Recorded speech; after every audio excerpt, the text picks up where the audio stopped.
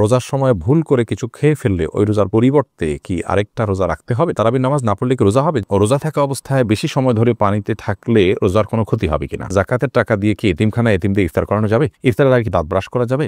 জাকাতের টাকা দিয়ে কোনো এতিম বিধবার ঘর করে দেয়া যাবে কিনা? রোজা রেখে মুখে গুল দিলে রোজা হবে কিনা? শ্বশুরের হাত পা টিপে দেওয়া পুত্রবধূর জন্য জায়েজ আছে কিনা? তারাবির 4 রাকাত পর পর প্রচলিত যে দোয়াটি পড়া হয় এ সম্পর্কে আপনি বলেছেন এটি হাদিসে নেই, অথচ একজন আলেম দাবি করেছেন এটি হাদিসে আছে। এ ব্যাপারে আপনি কি বলবেন? ফিতরা আদায়ের সঠিক নিয়ম জানতে চাই। একজন নারী কতটুকু স্বর্ণ ব্যবহার করতে পারবেন আর কতটুকু হলে জাকাত দিতে হবে? তারাবি না পড়লে গুনাহ হবে কিনা? রোজা অবস্থায় কি রক্তদান করা যাবে? চলুন আমরা এবার আপনাদের প্রশ্নোত্তর আলোকিত ভবনে প্রবেশ করি। কাশফি ইসলাম লিখেছেন, আমার মেয়ের বয়স 11 বছর 4 মাস। আমার মেয়ের রোজা কি ফরজ হয়েছে? মেয়ের প্রতি মাসে পিরিয়ড হয়। জি বোন, অবশ্যই আপনার মেয়ের রোজা ফরজ হয়েছে, তাকে রোজা রাখতে হবে। শারমিন আক্তার আপনি লিখেছেন, রোজা রাখা অবস্থায় কি মুখে স্নো পাউডার ব্যবহার করা যাবে? যাবে, কোনো অসুবিধা নেই, কারণ রোজার কোনো ক্ষতি হবে না। তবে আপনার ঠোঁট হয়ে এটার জন্য মুখে না যায় সেটা জানাতে চেষ্টা করবেন। জাকিয়া হোসেন আপনি লিখেছেন, একজন নারী কতটুকু স্বর্ণ ব্যবহার করতে পারবেন আর কতটুকু হলে জাকাত দিতে হবে?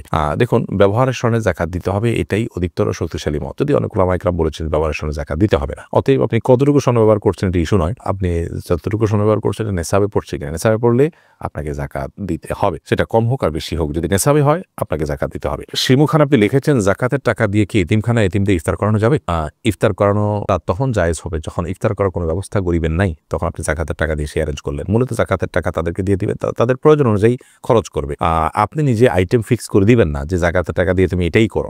অনেকে হয়তো মনে করেন যে আমি ইফতার করালাম, এটা একটা দৃশ্যমান কিছু হলো, তাহলে সেক্ষেত্রে তো এটি রিয়া হয়ে গেল, লৌকিকতা হলো, এটি তো গুনাহের কারণ হতে পারে। বরং আমাদের সাবধান থাকতে হবে। শিপলু আইডি থেকে আপনি লিখেছেন, রোজা রেখে মুখে গুল দিলে রোজা হবে কিনা? ভাই শিপলু, সাধারণত গুল খেয়ে থাকেন বা মুখে নিয়ে থাকেন, আমরা দেখি তারা মুখের এক পাশে দিয়ে দীর্ঘ সময়টাকে ফেলে রাখেন। তো মুখের এক পাশে গুল দিয়ে যদি ফেলে রাখেন, থুতুর সাথে সেই গুল আপনার পেটে যাবে, একটু হলেও যাবে, অল্প হলেও যাবে, সেই সম্ভাবনা খুবই স্বাভাবিক, যার কারণে এটি জায়েজ হবে না। রোজা রেখে এটি করলে রোজা ভঙ্গ হতে পারে, রোজা ভঙ্গ হবে। ইফতারের আগে দাঁত ব্রাশ করা যাবে? খালি ব্রাশ করতে তো কোনো অসুবিধা নাই, পেস্ট দিয়ে ব্রাশ করাটাকে ওলামা ইকরাম মাকরু বলেছেন। যদি আরবেন স্কলাররা সেটাকে মাকরু বলেন না, তো মাকরু হওয়ার মতটাই অধিকতর শক্তিশালী। কারণ হলো এটি ছাড়াও আমরা আমাদের দাঁত পরিষ্কার করার অপশন আছে, তাহলে বিনা প্রয়োজনে দাঁতে এটা ঘষলাম, তাহলে থুতুর সাথে আমাদের এটি পেটে যাওয়ার সমূহ সম্ভাবনা থাকছে। এই কারণে এটা অ্যাভয়েড করাই ভালো। আমরা মেসওয়াক করবো বেশি বেশি করে, আর খালি ব্রাশ করতে পারি, আর পেস্ট দিয়ে ব্রাশ করবো আমরা তার সারি করার পর্যন্ত। যদিও যদি আপনি ব্রাশ করেন পেস্ট ব্যবহার করে এবং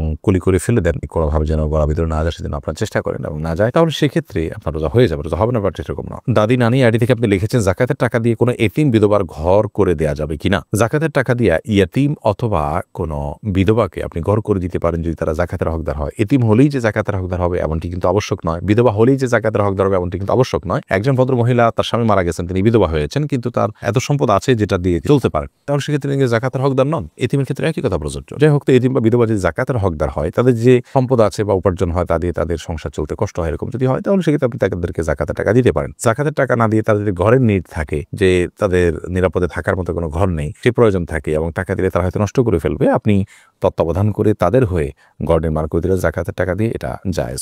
ফাহমিদা আপনি লিখেছেন, শ্বশুরের হাত পা টিপে দেওয়া পুত্রবধূর জন্য জায়েজ আছে কিনা? এটা করা উচিত নয়, কারণ হলো শ্বশুর তার হাত পা যদি পুত্রবধূ টিপেন, তাহলে সেক্ষেত্রে মানে কল্পনার জেনার দুয়ার উন্মুক্ত অন্তত হতে পারে, কমপক্ষে এতটুকু হওয়ার সম্ভাবনা আছে, যার কারণে গুনাহের দ্বার পর্যন্ত বন্ধ করতে হয়, এটাকে সাদ্দু জারায়া বলা হয়। তো যার কারণে এটা জায়েজ নয়। পুত্রবধূ শ্বশুর অন্য সেবা করবেন, তবে হ্যাঁ, শ্বশুর অনেক বৃদ্ধ, এত বৃদ্ধ যে এ ধরনের কোনো আশঙ্কা নাই, তাহলে সেক্ষেত্রে এটি করা যেতে পারে যদি একান্ত নিরুপায় থাকে, অন্য কেউ না থাকেন, এবং এটা যদি খুব বেশি জরুরি হয়, অর্থাৎ অনেকগুলো শর্তের উপর ভিত্তি করে। তারাবি না পড়লে গুনাহ হবে কিনা পারবে। আপনি লিখেছেন, ফিতরা আদায়ের সঠিক নিয়ম জানতে চাই, সঠিক সময় জানতে চাই। ফিতরা আদায়ের সঠিক সময় হলো চাঁদ উঠেছে শাওয়াল মাসের, অর্থাৎ ঈদের চাঁদ উঠেছে তখন থেকে নিয়ে ঈদের নামাজের আগ পর্যন্ত, এই টাইমটার মধ্যে, রাতের মধ্যে, সকালের আগে আগে আপনি গরিবের কাছে পৌঁছাবেন। এটা হলো ফিতরা আদায়ের মূল টাইম। এই সময়ের মধ্যে এত অল্প সময়, শর্ট টাইমে ফিতরা আদায় করা যদি কঠিন হয় মনে হয়, তাহলে 2 দিন আগেও ফিতরা আদায় করাকে জায়েজ বলেছেন ফুকাহায়ে কেরাম। তবে কোন অবস্থাতেই ঈদের নামাজের পরে আদায় করলে সেটি জায়েজ হবে না, যেহেতু হাদিসে সুস্পষ্টভাবে এবারে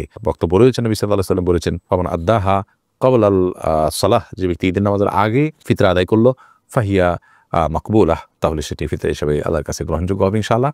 আর ওয়ামান আদ্দাহা বাদা সালাম, যে ঈদের পরে আদায় করবে, ঈদের নামাজের পরে, ফাহিয়া সাদাকাত মিনাস সাদাকাত, তাহলে সেটা অন্য 10টা সাদকার মতো একটা সাদকা বা দান হবে, এটা কোনো ফিতরা হিসাবে বিবেচিত হবে না। আর রাবিয়া রানী আপনি লিখেছেন, রোজার সময় ভুল করে কিছু খেয়ে ফেললে ওই রোজার পরিবর্তে কি আরেকটা রোজা রাখতে হবে? রোজার সময় ভুল করে যদি কিছু আপনি খেয়ে ফেলেন, তাহলে সেক্ষেত্রে তার জন্য একটা রোজা রাখতে হবে না, কারণ ভুল করে খেয়ে ফেললে সেটা মাফ, এবং এক্ষেত্রে আপনার বিভিন্ন হাদিসের সুস্পষ্ট বক্তব্য রয়েছে, যার কারণে রোজা রেখে রোজার কথা আপনার মনে নেই, আপনি খাচ্ছেন, হঠাৎ মনে হলো, তারপর আর খাওয়া ছেড়ে দিয়েছেন, মনে হওয়ার পর আর আপনি গিলেন নেই, তাহলে সেক্ষেত্রে তার রোজা ভঙ্গ হবে না এবং এর কারণে আরেকটা রোজা রাখতে হবে না। এরপর আপনি ইয়াসিন শেখ আপনি লিখেছেন, রোজা থাকা অবস্থায় বেশি সময় ধরে পানিতে থাকলে রোজার কোনো ক্ষতি হবে কিনা। রোজা অবস্থায় বেশি সময় ধরে পানিতে থাকলে রোজার কোনো ক্ষতি হবে না, তবে যদি কেউ অনেক সময় ধরে গোসল করে এবং ডুব দিতে থাকেন, এর ফলে নাকে, মুখে, কানে দিয়ে তার পানি প্রবেশ করতে পারে, বিশেষ করে নাক মুখ দিয়ে পানি প্রবেশ করার সম্ভাবনা অনেক বেশি থাকে। তো এই সম্ভাবনার কারণে, এই আশঙ্কার কারণে অনেক বেশি সময় ধরে ডুবুডুবি করা উচিত নয়, কারণ এভাবে যদি পানি ঢুকে যায় তাহলে তার রোজা ভেঙে যাবে। তো রোজা ভেঙে যাবে, এরকম ভেঙে যেতে পারে, এরকম কোনো কাজ করা কোনো মুসলমানের জন্য জায়েজ নয়। সেই বিষয়টির উপরে আমাদের খুবই সচেতন থাকতে হবে, দায়িত্বশীল থাকতে হবে, সাবধান এবং সতর্ক থাকতে হবে। আর রোজার বিষয়টি হলো যে পানিতে আপনি যদি কোনো কাজে আপনি থাকতে হলো, মাজা পরিমাণ, কোমর পরিমাণ বা বুক পরিমাণ থাকলেন, সেখানে 1-2 ঘন্টা, হয়তো অনেকে আছে পানিতে ডুবে কাজ করতে হয়, পানিতে আপনার নিজেকে মাজা করে কোমর পরিমাণ বা বুক পরিমাণ ডুবিয়ে তারপর কাজ করতে হয়, এটা তো কাজের অংশ হিসাবে, বিধায় সেটি তার জন্য জায়েজ আছে, কোনো অসুবিধা নেই। সেরপর রোজার কোনো ক্ষতি হবে যে ব্যাপারটি সেরকম নয়, যদি পানি ভিতরে প্রবেশ না করে কোনো অসুবিধা নেই। আহমদ রাহিম আপনি লিখেছেন, তারাবির নামাজ না পড়লে কি রোজা হবে? জি ভাই, অবশ্যই রোজা হয়ে যাবে। রোজার সাথে তারাবির নামাজের সম্পর্ক এরকম নয় যে একটা না করলে আরেকটা হবে না, দুটো স্বতন্ত্র ইবাদত। তারাবি কোনো কারণে পড়তে না পারলেও রোজা আপনাকে রাখতেই হবে এবং হয়ে যাবে। রফিক আহমদ আপনি লিখেছেন, তারাবির 4 রাকাত পরপর প্রচলিত যে দোয়াটি পড়া হয় এ সম্পর্কে আপনি বলেছেন এটি হাদিসে নেই, অথচ একজন আলেম দাবি করেছেন এটি হাদিসে আছে, এ ব্যাপারে আপনি কি বলবেন? ভাই রফিক আহমদ, দুঃখজনক যে কথাগুলো ভালো করে অনেকে না শুনেই মন্তব্য করেন, আবার অনেকে শুনেও সেটাকে বিকৃত করেন। আমরা বলেছি তারাবির নামাজে 4 রাকাত পরপর যে দোয়া আমাদের দেশে পড়া হয়ে থাকে, সুবহানাল মুলক ওয়াল মালাকুতে শেষ পর্যন্ত, এই দোয়া 4 রাকাত পর, তারাবির পরে 4 রাকাত পরপর এই দোয়া পড়ার কথা হাদিসে নেই। আবারও বলছি, তারাবির 4 রাকাত পরপর এই দোয়া পড়ার কথা কোনো হাদিসে নেই, কোনো জাল হাদিসেও নেই। আবারও বলছি, তারাবির নামাজে 4 রাকাত পরপর এই দোয়া পড়ার কথা কোনো হাদিসে নেই। এই দোয়া বিভিন্নভাবে এসেছে রুকুর তাসবিহ হিসেবে, সুবহানাল মালাকুতি ওয়াল জাবারুতি। রুকুতে নবী করিম সাল্লাল্লাহু আলাইহি ওয়াসাল্লাম সুবহানাল আযীমের জায়গায় আপনার এই তাসবিহ পাঠ করতেন, এই দোয়া পাঠ করতেন। তো রুকুর তাসবিহকে এনে যদি আপনি 4 রাকাত পরপর যে আমরা বৈঠক করে থাকি, বসে থাকি আরামের জন্য, রেস্টের জন্য, সেই জায়গায় আপনি সেট করেন, তার জন্য আপনার তো প্রুফ লাগবে।